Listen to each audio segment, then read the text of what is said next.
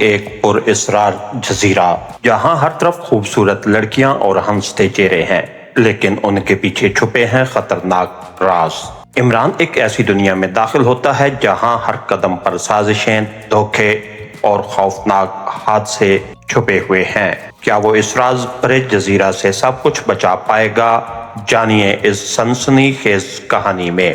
کہانی شروع کرنے سے پہلے ہمارے کہانی گھر چینل کو سبسکرائب کیجئے، لائک کیجئے اور شیئر کیجئے تاکہ ہر آنے والی نئی ویڈیو آپ تک پر وقت پہنچ سکے۔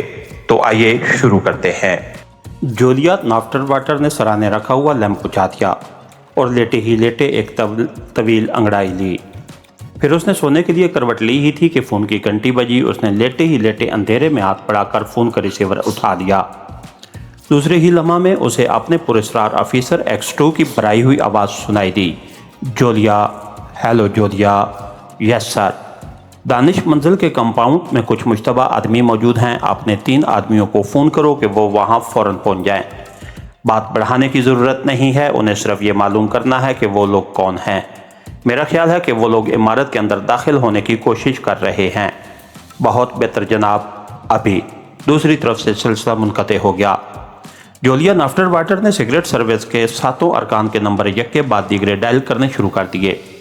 تیسرے آدمی کو X2 کا پیغام دے کر اس نے ریسیور رکھ دیا اور X2 کے خواب دیکھنے لگی۔ اسے اس پر اسرار شخصیت سے عشق سا ہوتا جا رہا تھا۔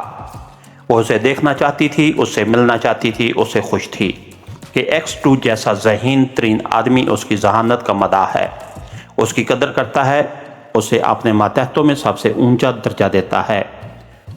وہ اس کے محیر العقول کارناموں کے متعلق سوچتی رہی۔ وہ کیسا دلیر، کیسا پھرتیلا اور کیسا دیدبان ہے۔ ایسا معلوم ہوتا ہے جیسے ہر وقت اس کی روح شہر پر منڈلاتی رہتی ہو۔ محکمہ خارجہ کی سیکرٹ سروس کا عملہ محض اس کی وجہ سے نیک نام تھا۔ جولیا نافٹر واٹر اس کی نئی نئی ذہنی تصویریں بناتی۔ وہ ایسا ہوگا، وہ ایسا ہوگا، بس آواز سے کوئی بوڑھا خرانٹ معلوم ہوتا تھا، مگر آواز وہ اپنے دل کو سمجھاتی تو یقیناً بناوٹی ہوگی، ورنہ کوئی بوڑھا آدمی اتنا پھرتیلا ہرگز نہیں ہو سکتا۔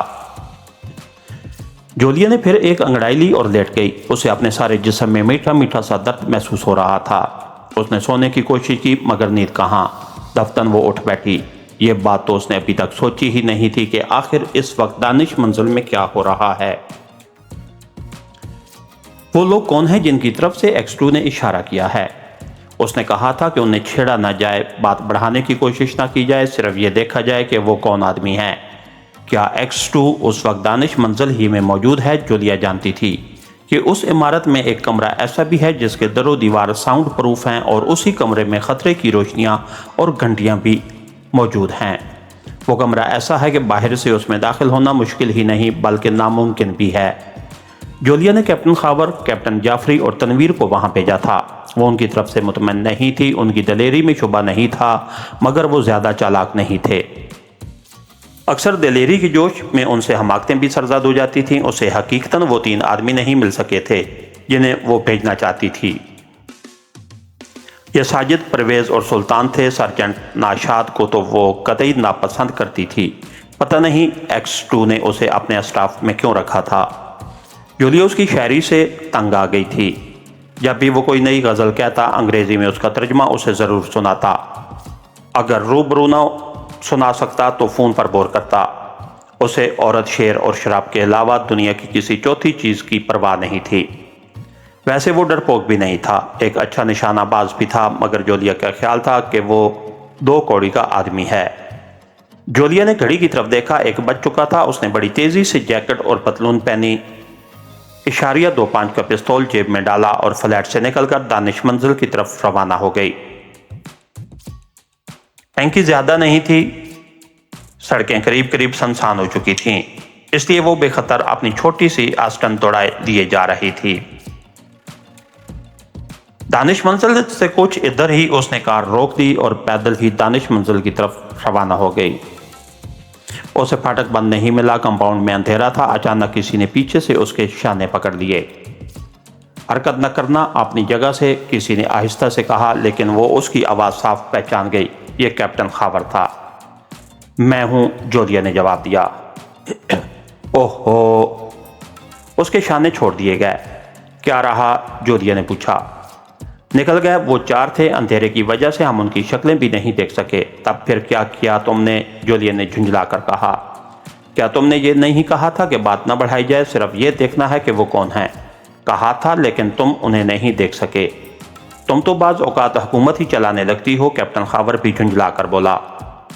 जोलिया ने जवाब में कुछ नहीं कहा। इतने में तनवीर और जाफरी भी वहां पहुंच गए। आहा, कौन है? तनवीर ने कहा, जो शायद जोलिया की आवाज सुन चुका था। जोलिया खामोश रही। तनवीर ने कहा, मेरा ख्याल है कि X2 अंदर मौजूद है। क्यों जोलिया, क्या ख्याल है? उसे देखोगी? तुम्हें बड़ी ख्वाहिश है। अरे मैं तो बेचारी औरत हूँ, जोलिया ने जले भुने लहजे में कहा। तुम मर्द हो, जरा बरामदगी में कदम रख कर देखो। मगर अब हमें क्या करना चाहिए? जाफरी ने पूछा। क्या करोगे? जोलिया बोली, वो तो निकल ही गए। क्या तुम में से कोई उनका ताक़ुब भी नहीं कर सकता था? हमने उन्हें फाटक से निकलते ज़रूर देखा था, लेकिन फिर पता नहीं वो कहाँ गायब हो गए। किसी जासूसी नावल के मुजरिम रहे होंगे, जोलिया ने तंज़िया अंदाज में कहा। ज़मीन फटी और वो समा गए, या मुंह में जादू का बटन रखा और गायब? ये बात नहीं है, जाफरी ने गुस्सीली आवाज़ में कहा। तुम खुद को न जाने क्या समझती हो? क्या तुम्हें मालूम नहीं कि यहाँ से 1.5 फरलांग के फासले पर एक सैलमा हाल है? सेकंड शो तमाशाई गौल दर गौल उधर से गुजर रहे थे। वो चारों यकीनी तौर पर उनमें मिल गए होंगे। ख़त्म करो। मुझे क्या? जोलिया ने बेजारी से कहा। मुझे जो हुक्म मिला था तुम तक पहुंचा दिया, उसके बाद मेरा काम ख़त्म हो जाता है। क्या इमारत में दाखिल होने के लिए नहीं कहा गया था? तनवीर ने पूछा। नहीं, अब तुम लोग जो कुछ भी करोगे अपनी जिम्मेदारी पर, जोलिया ने कहा और फाटक से निकल आई। इसके साथ ही हमारी आज के एपिसोड का इख्तिताम हुआ। कहानीगर चैनल को लाइक कीजिए, सब्सक्राइब कीजिए और बेल आइकन को प्रेस कर दीजिए ताकि हर आने वाली नई वीडियो आप तक बर वक्त पहुंच सके। शुक्रिया।